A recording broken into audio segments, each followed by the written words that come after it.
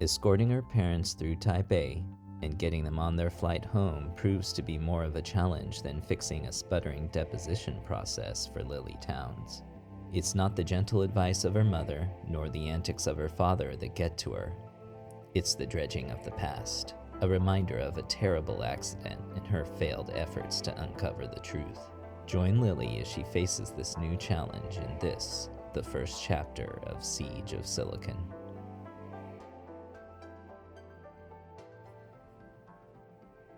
Chapter 1.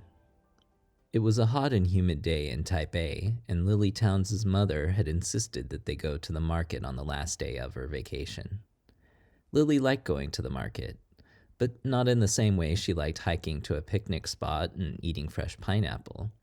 She liked the game, but having her mother there made it awkward. The same way having your mother ride along during a date makes things awkward. "You keep pacing about as if I'm going to shoplift," said her mother. Lily stopped in her tracks and looked at the store owner. "The clerk sure thinks you're going to." Perched on his stool, the shopkeeper stared, unflinching. The only movement he made was to spit out his sunflower seeds. Her mother made a dismissing gesture, folded the V-neck she had been looking at, and set it back on the wooden plank that served as a shelf. She looked at her daughter. "I'm having fun. Relax. Really, enjoy yourself." Lily grunted an acknowledgement and walked behind her. She looked down at the V-neck and tapped it, making a divot in the fabric. "That's nice," she said loudly, even for a crowded Saturday market. It caught the attention of a Taiwanese man browsing sunglasses at the adjacent store. As much as a folded table with knockoff sunglasses could be considered a store. "多少钱?" Lily asked the clerk. He spat out a few more seeds and held up one finger. "100?" Lily asked. "1000," the clerk corrected her. "1000?" Lily was indignant as she shook her head. She took her mother's arm and started to leave. "600." The clerk now had 6 fingers up and an expectant look. 不要，谢谢.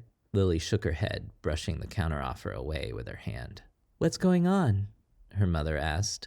Lily looked at her mom and was about to speak before she saw the man browsing sunglasses begin to walk towards him. She gave her mother's arm a nervous tug. "Let's go. You weren't rude to him, were you?" her mother asked as they both walked down the alleyway. "No, Mom." Hundreds of other people were going about their Saturday in the market. Couples walking and drinking boba tea, parents leading their kids as they munched on various sweets, and vendors struggling to push carts laden with an infinite assortment of fresh produce. "How much was the shirt?" her mother asked again. Lily stopped at a stand that was selling peeled mini pineapples on a stick. She glanced over her shoulder. "About $20. She then held up 2 fingers to the vendor and handed him a few folded bills. He returned with a pair of pineapples. They were bright yellow and fresh juice was dripping down over the prismatic flesh. $20? Just buy it." She shook her head as she accepted the fruit. "Sometimes I just don't understand you." Lily looked over her mother's shoulder. The man that had been browsing the sunglasses rack was now at the clothing stand. He sneaked a quick glance in Lily's direction. "Come on, Mom." Lily took her mom by her shoulder. Lily's mom took a bite of the pineapple. "Oh, this is good," she exclaimed, taking another bite and following her daughter the same way a tourist would follow a safari leader through the jungle.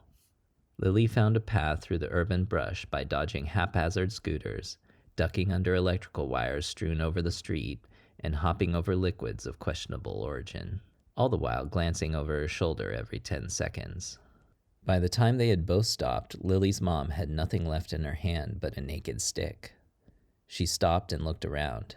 They were surrounded by high walls of stone made up of the adjacent buildings. For the most part, the market noise was now at a low rumble, much like a distant memory. People kept their voices low as they milled about, some sitting on the stone benches, others lighting incense and praying. Lily took her first bite out of the pineapple. She took a deep breath as the juices hit her tongue. Her mom wasn't wrong. This was good. As she took her second bite, something caught her eye. Lily pulled on her mom's sleeve. drawing her focus to the wooden arched gateway that formed the entrance to the shrine. Underneath it was the man that had been one step behind them ever since they looked at the V-neck. He walked towards the two women at a brisk pace. He held out the bag that he had been carrying, saying in a kind voice, "Here you go, Mrs. Towns." Lily's mother looked down at the bag. "I told you to call me Deb. Jessie's too polite for that." Jessie chuckled at the statement, then looked rather bashful. "That doesn't sound right." "If you're uncomfortable with that, you could call me Mom." Lily snatched the bag out of his hand. "Don't start with that." Lily's mother shrugged. "I'm just saying." Lily pulled the V-neck out of the bag and held it out to her mother. Her mother rubbed the fabric between her fingers. "This is nice. Thank you so much. He didn't give you any trouble, did he?" She placed a hand on his shoulder. Jessie laughed. "No, I've got to wait for several people to come and go, otherwise he's bound to get suspicious." Deb nodded. "If you don't mind me asking, how much did you get it for?" "Mom!" Lily turned to Jessie. "How much was it?" Jessie laughed again, nervously. 100 Taiwan dollars. Lily turned to her mother. $3. "My word!" It was Lily's mother's turn to laugh nervously. She turned to her daughter. "I see what you mean. Why did he charge us so much?" "You're..." Jessie hesitated and turned to Lily. "Weigerin?" "Foreigners," Lily translated. "We're easily recognizable as foreigners." The three of them walked back through the market. They passed the shopkeeper. He looked surprised and gave them a dirty glare upon seeing Jessie with the two women. None of them paid him any attention. "What time is it?" asked Lily's mother. 3. Lily looked at her watch. "What?" She grabbed her daughter's wrist to see for herself. "He's been there for over 2 hours." She took Lily by the arm and dragged her through the street. She just shrugged to Jessie as he picked up his pace as well. Another 15 minutes of rushing through the alley and out onto the main streets, they arrived at the side of the park opposite of the chess tables. They made their way through the meandering dirt path under the cool canopy of foliage to arrive at 2 rows of chess tables. There were about a dozen people playing and observing various games underneath the ornate wooden pagodas. Lily's father was not among them.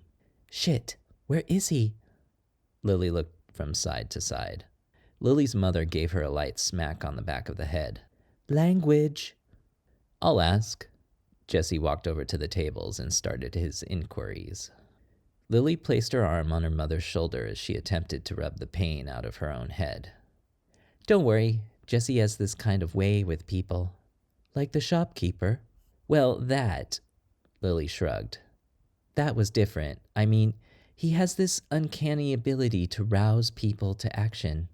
Lily looked at him and nodded. Jessie nodded back and gave her a little thumbs up. "He really makes you feel like part of something." Her mother sounded pleased. "What? Nothing." Her mother's eyebrows rose. "I see why you like him."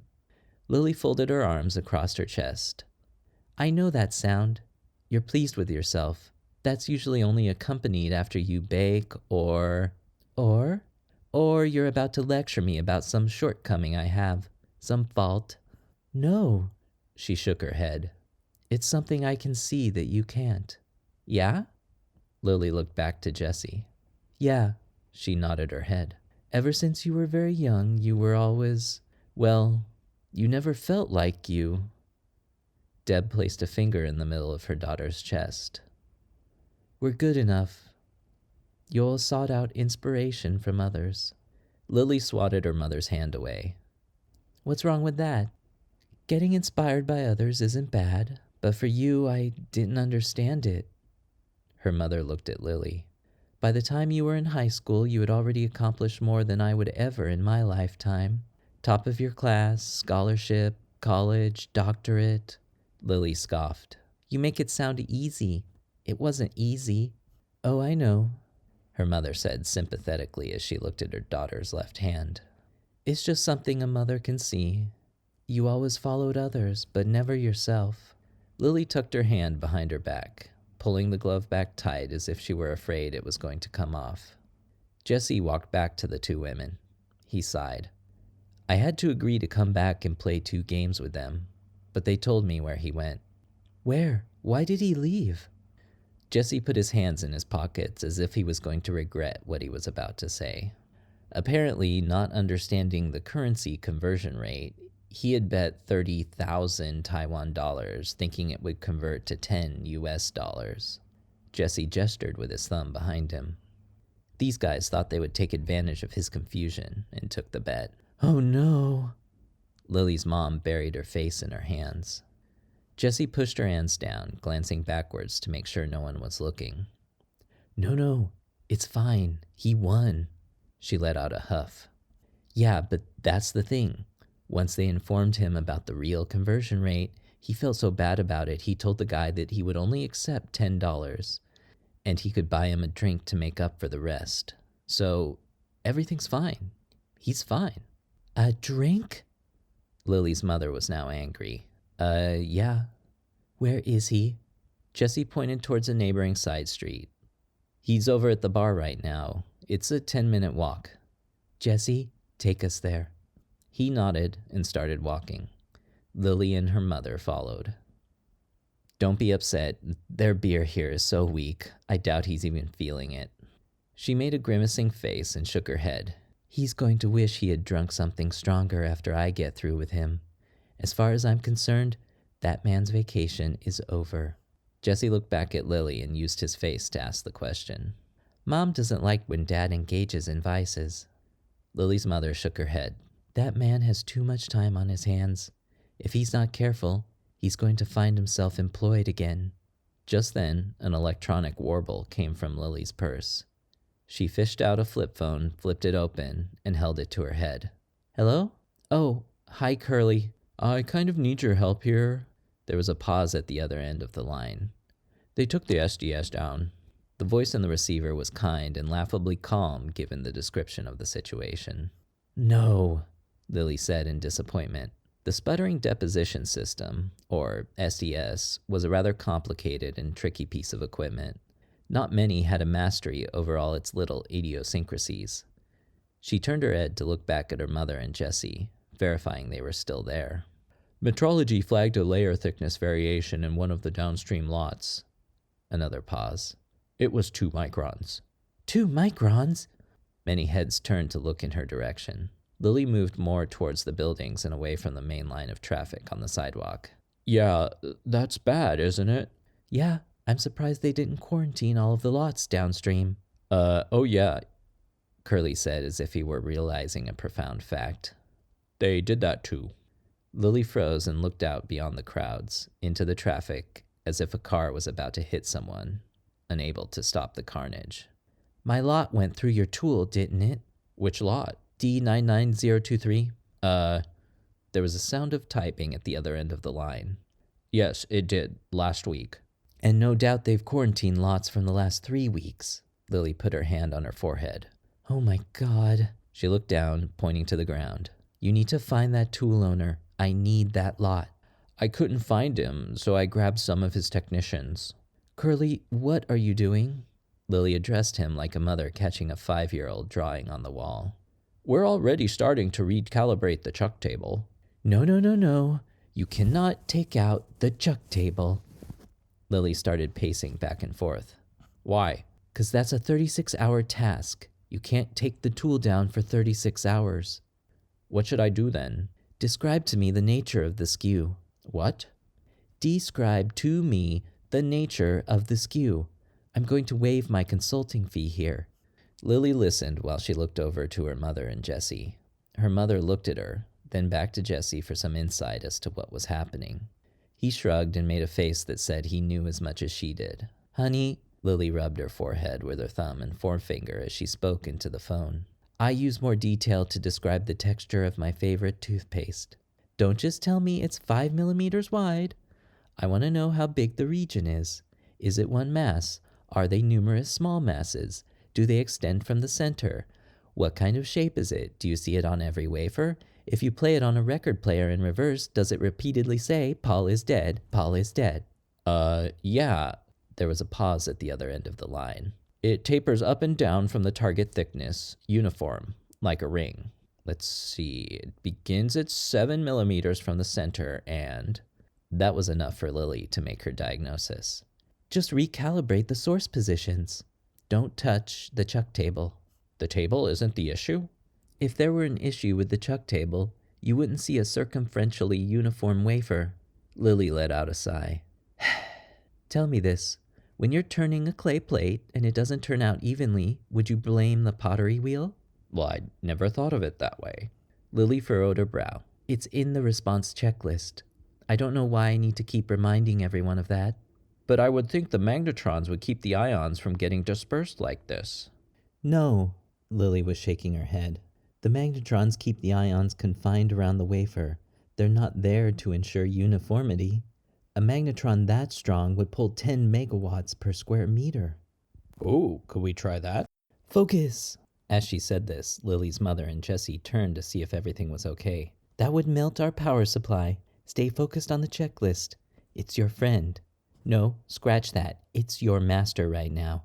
If it says to use a red Phillips screwdriver, use a red Phillips screwdriver. Not a green one, not a black one. If you can't find a red one, stop what you're doing and call me. That's the extent of your creative thinking that I'm going to allow right now. There was a pause from the line. So you really sound like you know what needs to be done.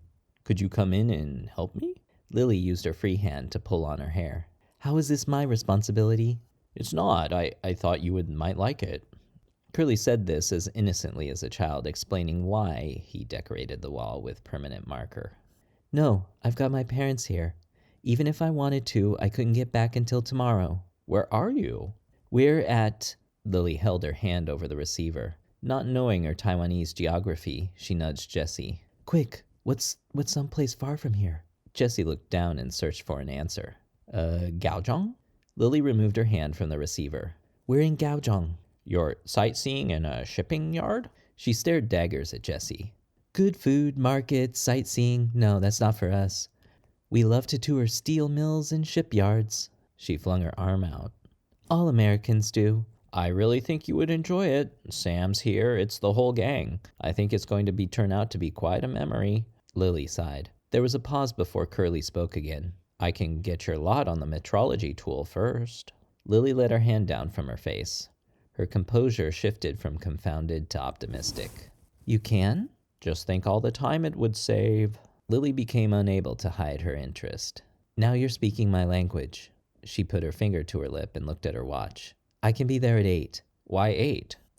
Because they're from rural Georgia. China has a better chance of declaring Taiwan as an independent sovereign nation than my parents have at finding Taoyuan Airport on their own. There was the distorted sound of more questions on the earpiece of her phone as she held it away from her head as one would hold a snake. Oh, I'm losing you. We're going through a tunnel. Lily flicked the phone closed with one hand, pulled the battery out, and put it back in her purse.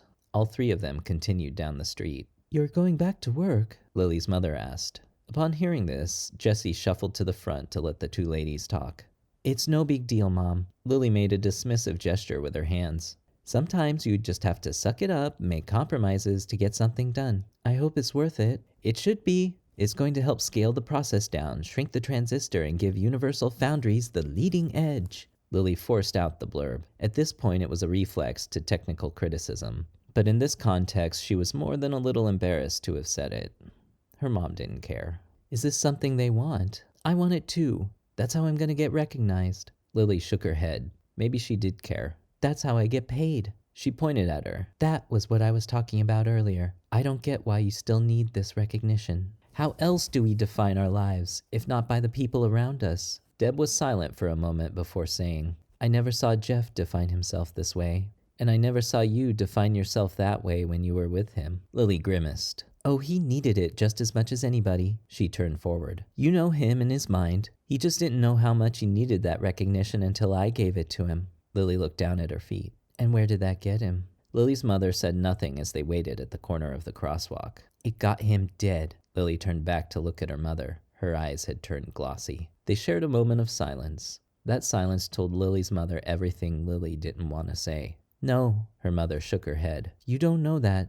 Sometimes things just happen. Did you ever think there was a reason no one tried what he tried? Lily didn't pause for her mother to answer. Because it was dangerous, that's why. It was just dumb luck that I wasn't there. I don't know what he was thinking. He did all of this work. In many ways, he was the smartest man I knew. But his blind spot got him killed and his legacy destroyed. Just like Marie Curie. Lily gave her mother a surprised look. The light turned green and the two walked into the crosswalk. I know things too. Her mother sneered and then chuckled a bit. Yes, it was dangerous. But there's no way he could have known. She sighed. I know I'm an uneducated woman, and I know I don't know much about physics, but I know the look of joy in my daughter. I haven't seen that look since you decided to follow a path that this job has set in front of you. It's not just a job, it's a career, and I'm not a follower. Lily was several steps into the crosswalk before she paid any attention to the shouts from Jesse behind her. Lily! Jesse was peering around the corner of an alleyway, waving with his arm. I know a shortcut, this way. Lily clenched her fists and then looked as though she were about to shout at Jessie. Instead, she turned to her mother, who was fighting the smirk that ran over her face. Lily raised a finger. Not one word. The three of them were now meandering through a busy alleyway. Multiple dodges and sidesteps were necessary to keep from being taken out by the plethora of people. You know, I saw her the other day, Lily's mother said once they got a chance to walk side by side again. Who? Jeff's mother. She shook her head. She didn't look well. Not enough sleep? Maybe. There was a pause. There's some strange things happening at her house. Like what? One day I saw a car parked out on her driveway. Not long after, there were a bunch of men carrying out boxes. Lily furrowed her brow. Who were they? Who knows? It's not like she would tell me. It's here, Jessie said, looking up at the wooden sign that was posted above the doorway. They found Lily's father inside at a table singing 99 bottles of beer on the wall with several Taiwanese men.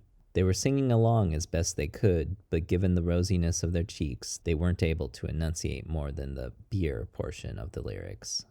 Jessie explained to the two men that their new friend needed to make a flight later this evening. Lily's mother was less polite. So this is where I find you, half drunk, singing at a bar like a fool. I had 2 beers and a shot of something they call By Joe. He leaned in to whisper to his wife's ear. By Joe, I say that it tasted like furniture polish. She drug her husband out by his arm with Lily and Jessie behind. As soon as they got to the street, Lily's mom clapped the side of her husband's head. We are here representing our country, he hissed and rubbed it in pain. I'm a retired machinist, not the Secretary of State. I think it's time we went back to the hotel, Lily said in the tone of a parent scolding a child. Her father protested. It's not even dinner time. Still, all the same, I think a bit of rest would do everyone some good. It wasn't untrue, but Lily had something important on her mind, and putting her parents to bed would give her the space to think. By the time the four got back to the hotel, it was just after 4. Lily held the elevator door open as her parents got off on their floor. We'll be on the rooftop. We'll have dinner at 6, then we need to leave by 7. Lily's mother nodded and the two walked off to their room. Lily was silent for the rest of the elevator ride. They made their way to the rooftop cafe, where she said just enough words to compel a waiter to bring them 2 iced boba teas. There was a good time of quiet sipping with only the sound of the city traffic billowing between the buildings. Once the sun disappeared behind a neighboring tower, Jesse put down his cup and laced his fingers together across his chest. What's on your mind? Lily seemed to have emerged from a train of thought. Nothing. That's a first. No, it's... She put her cup down and looked over her left shoulder, then her right. You can't repeat this. Jesse's face turned serious. Lily would call it seriously reassuring. Okay, he said. I don't think it was any normal accident that killed Jeff. What's a normal accident in your line of work? Lily cocked her head to the side. Falling through an open door tile, coming in contact with hazardous chemicals. She'd paused and took a breath. Getting crushed by a robot? Lily tugged at the glove that covered her left hand. Getting crushed by a robot. So, what caused the accident? I don't know. She shook her head and bent it down in thought. Her best friend was killed. She spent weeks trying to obtain the logs. When she finally received them, nothing in the pressure, voltage, or temperature of that chamber pointed to an explosion like that. She had nearly got kicked out of school for inappropriate use of test equipment. They told her to leave the investigations to the experts. Lily had scoffed at the insinuation that anyone else could have been more qualified. She lifted her head. It was a normal recipe, clean target, clean substrate. It shouldn't have happened. And now they're going after his mother. Who? Whoever hauled away those boxes. And you're worried about her. I'm worried there's something I missed. Lily and Jessie took the rest of the time to relax and appreciate the brief period of time neither of them were at work or playing tour guide. They treated themselves to a pair of cocktails and played several games of 24. Her parents arrived shortly after 6. Jessie had taken the initiative to have the meal ordered. They enjoyed an assortment of stir-fried vegetables, twice-cooked pork, steamed buns, dumplings, and pineapple cakes for dessert. At the end of it all, they shared a comfortable silence fueled by their full stomachs. Lily's mother looked over to her husband. I think now is a good time. Her father's eyebrows rose. Her gift. Oh, right. Lily's father brought out a bag. Your father and I wanted to show you how much we appreciate everything. Mom, don't spend money on stuff like this. Lily shrugged to herself. I mean, technically it's my money. Who says we spent any money? Lily took the bag and looked inside. The side of her mouth curled up in grateful surprise as she looked back at her mother. She pulled out a white embroidered top with a laced V-neck and flared sleeves.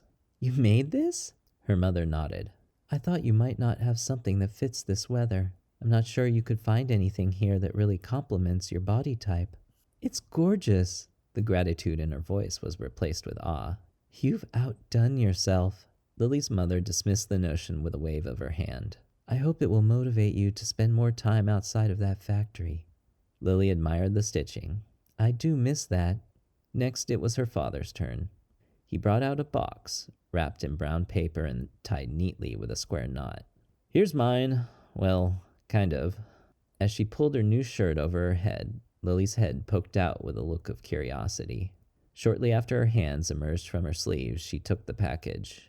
She used as much delicacy and finesse as she could muster to unfold it piece by piece, as it was evident that each crease had been carefully planned down to the millimeter, very typical of her father. Once the wrapping had been removed, she pulled off the top of the box and furrowed her brow in confusion. You still had this?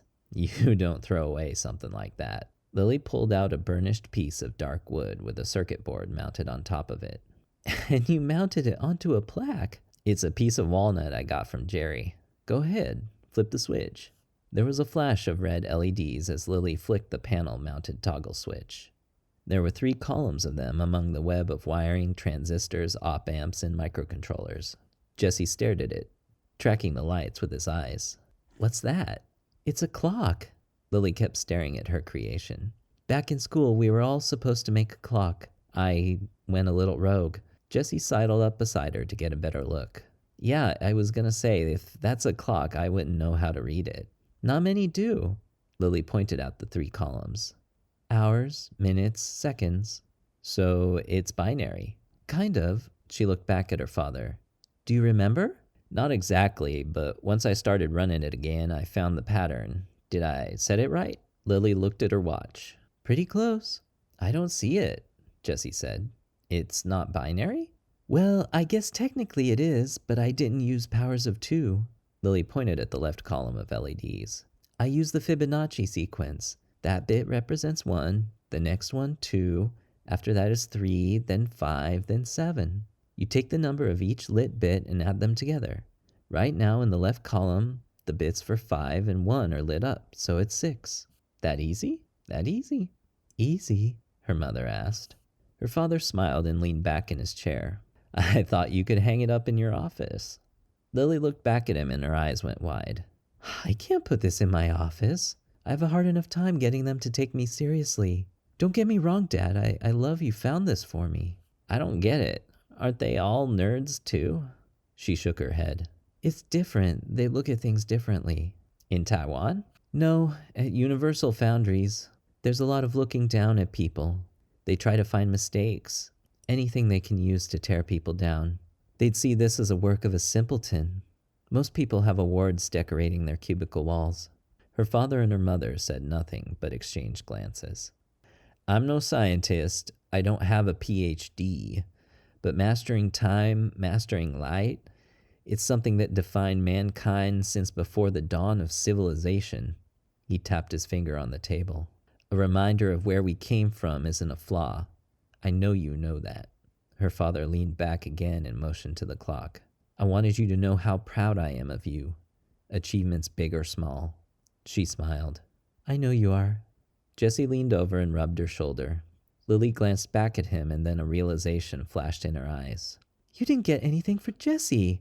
Lily's mother held out her hand towards her daughter. He gets to see you in that shirt, doesn't he? Jessie held both of his hands up. That's good enough for me. He looked towards Lily. Although I'm not sure your closet can take another garment. That's the thing about clothes. They don't obey the classical laws of physics. Density is allowed to increase exponentially within my closet. Lily sounded very proud of the fact as she ran her hands over her new top in an effort to iron out the folds. Like a black hole? Lily pointed at Jessie. Exactly. Now I understand why time moves slowly when you get dressed. She gave Jessie a good slug on the shoulder. He hissed and rubbed his shoulder in pain. Totally worth it. Her father narrowed his eyes at Jessie. Why are you around while she's getting dressed? Lily stood up hastily. Time to go. Lily had arranged for a passenger van to take them to the airport, a luxury relative to the subway and bus networks that most locals, including herself, would take. Jessie helped them load all of her parents' things and hopped onto the passenger seat next to the driver. Lily sat next to her mother in the back, giving her father the middle row to himself. A little more than 20 minutes into the hour-long journey, Lily pointed out of the window. There's the construction. Her mother looked out as well. There's already so many buildings. What do they need this one for? Jessie turned his head around. Some have said that we grew so fast, the easiest direction to build would be up. Right now, it's only half done. Once it's completed, it'll be Taipei's largest building by a long shot. They say it'll be the tallest building in the world, Lily said to herself. Lily's mother leaned up to speak to Jessie. It's just incredible how much this place is growing. And I thought Savannah getting international flights was a big change. This must be so disorienting to your parents. Jessie sighed. They live way down in Tainan. There's a lot less development there, but enough to get their attention. They talk about their friends having to close up their businesses because the big guys come in. I think the biggest thing for them has to be the change in family. Really? How so? Well, the adult children support their parents. The only way for me to do that is to work in Taipei and send them money. They're comfortable, but I think they want to have the life where their son, his wife, and children live with them. Lily's mother turned towards her. Sounds like we're not so different after all. Lily rolled her eyes and didn't say anything for the rest of the drive. The main terminal of Taoyuan Airport was bustling with activity. Jessie led Lily and her parents through the chaos of luggage, trolleys, and bewildered travelers. They got their tickets and started walking towards security. Lily walked next to her mother. Can you do me a favor? The rare request caught her attention. Give Jeff's mom my number. Tell her she can call me collect. If she doesn't mind talking to me, I want to talk to her. Yeah, Lily's mother said, completely understanding why her daughter would ask such a thing. They got up to the security line. Lily gave her mother a hug. Surprised, she asked, You're not coming with us? Lily held her gloved hand up and tugged on each finger. Oh, right, I forget. She took her daughter's hand. It really is amazing. More degrees of freedom and movement than the equivalent organic model. The polyoxymethylene provides superior heat, chemical, and electrical resistance. One of these days you're going to have to tell me how it works. I thought I just did. Lily took her hand back, clutching it as if she were ashamed of something. She looked towards her father. Have a good flight, Dad. Her mother reached in and gave Jessie a hug. Her father simply shook his hand. He was a big man and gave Jessie a bit of a shake. Take good care of my daughter. I will, sir. You sure you can protect her? He looked up and down at Jessie. Of course. You know kung fu or something? Jessie laughed nervously.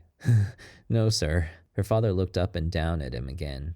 Maybe it's time you learn. All right, Dad. If any street toughs go after us, I'll be sure to push Jessie in front of them as I make my escape. She patted them both on the back and pushed them towards the line for security.